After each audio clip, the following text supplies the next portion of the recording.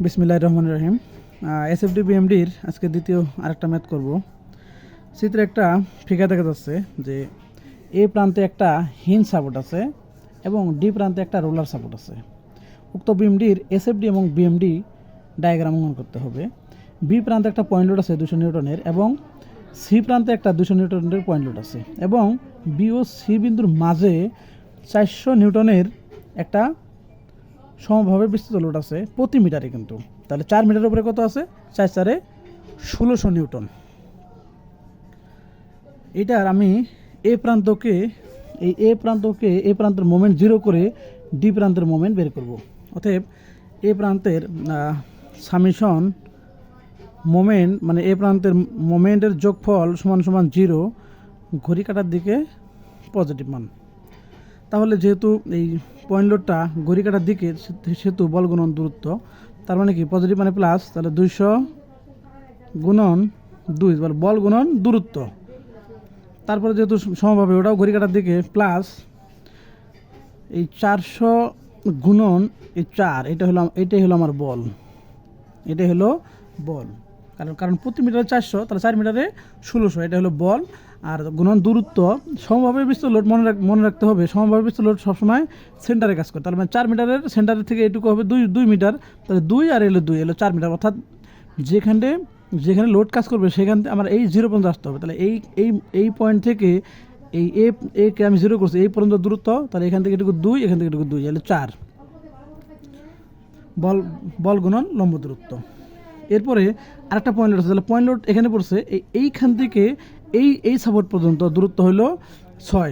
তার মানে যেহেতু এই পয়েন্ট লোডটাও ঘড়ি কাটার দিকে, সেহেতু এই 200 গুণন 6। এরপরে সাপোর্টটা মাইনাস দেবে, যেহেতু মাইনাস দেবে সেহেতু তারা এখানে মাইনাস হবে, ঘড়ি কাটার বিপরীত দিকে ঘুরবে, সেহেতু আরডি গুণন 8। তাহলে এই পয়েন্ট থেকে এই পয়েন্ট পর্যন্ত দূরত্ব হলো 8 = 0। এখন গুণগুলো করে দেবো। তাহলে এটা গুণ করলে হয় 400 যোগ 4 × 1600 আর 4 × 64, 6400 যোগ 6 × 2 = 1200। এই মাইনাসটা ইকুয়ালে ডান পাশে পাঠিয়ে দিলাম, প্লাস হয়ে গেল RD গুণন 8। অতএব এই পাশে যোগ করলে 400 1200 যোগ করলে হয় 8000 = RD গুণন 8। অতএব আমি RD সমান লিখতে পারি যে 8000/8।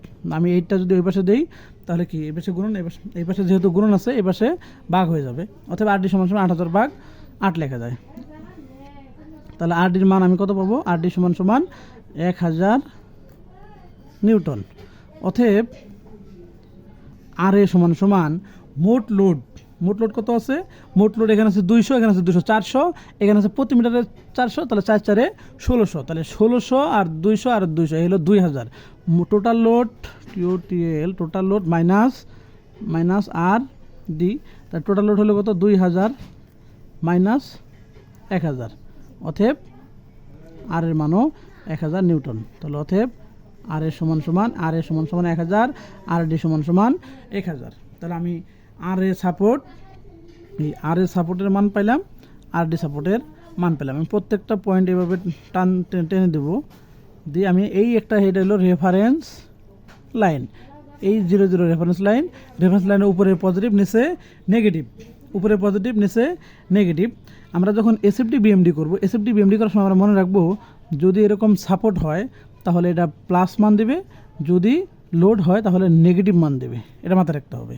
তাহলে আমি এই পয়েন্ট আছে, একদম এই 0 পয়েন্টে আছি, প্লাস হলে উপরে উঠবো, মাইনাস হলে নিচে নামবো। তাহলে আমি যে পয়েন্টে আছি সেই পয়েন্টে একটা কী আছে? সাপোর্ট আছে। তাহলে সাপোর্টের মানটা কি? সাপোর্ট প্লাস, এই সাপোর্ট বলা আছে সাপোর্ট প্লাস।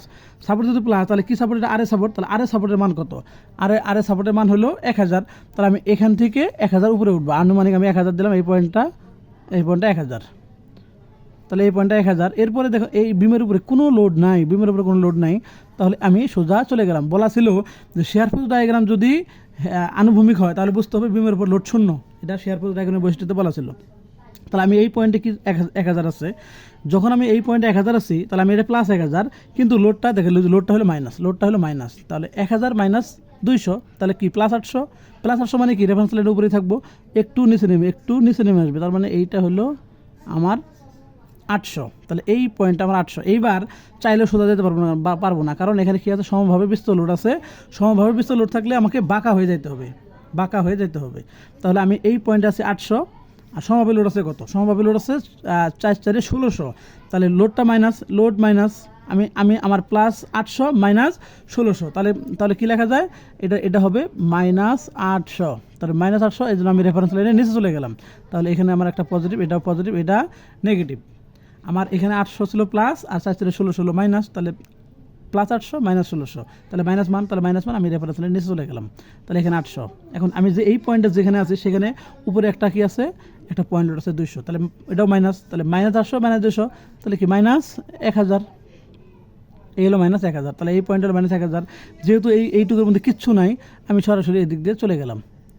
এখন আমি এই পয়েন্টে যেখানে আছি সেখানে -1000, আর আরডির মান হলো +1000। বলছিলাম সাপোর্ট, এই সাপোর্ট হলো প্লাস, সাপোর্ট যদি প্লাস হয় তাহলে আরডি এই আমি যেখানে আছি এটা হলো -1000, আর আরডির মান হলো +1000। -1000 +1000 কাটাকাটি করলে 0-তে মিলে গেছে। অতএব শেয়ার ফোর্স ডায়াগ্রাম আমার ওকে। তাহলে SFD নিউটন, SFD এত নিউটন, আমার SFD ডায়াগ্রাম কমপ্লিট। আমি এখন যদি BMD ডায়াগ্রাম অঙ্কন করতে চাই, আমি BMD জন্য একটা রেফারেন্স লাইন দিলাম।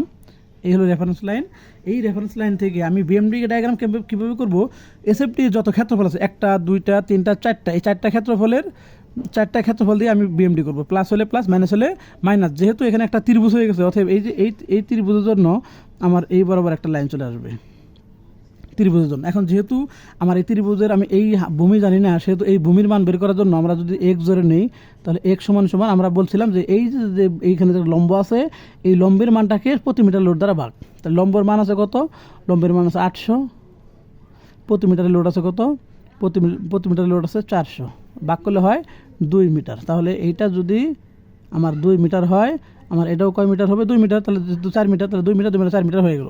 এখন আমি এটার ক্ষেত্রফল বের করবো। তার ক্ষেত্রফল বের করবো প্রথমেই প্লাস ক্ষেত্রফল, তার যেহেতু প্লাস তাহলে ফিগার উপরে হবে। তাহলে এইটার দৈর্ঘ্য, এইটা হলো প্রস্থ। তাহলে দৈর্ঘ্য 1000, প্রস্থ 2, তাহলে 1000 গুণন 2 কত হয়? 2000। তাহলে এই 2000, এই পয়েন্টে পাইলাম 2000। আবার একটা কি আছে? প্লাস ক্ষেত্রফল আছে। তাহলে প্লাস হবে হাফ গুণন ভূমি গুণন উচ্চতা, হাফ গুণন ভূমি গুণন উচ্চতা। তাহলে এটার ক্ষেত্রফল হলো হাফ গুণন ভূমি গুণন উচ্চতা। আমি ক্ষেত্রফলটা যদি এখানে একটু করি, এই হলো হাফ গুণন ভূমি কত? 2 মিটার, গুণন উচ্চতা কত? 800।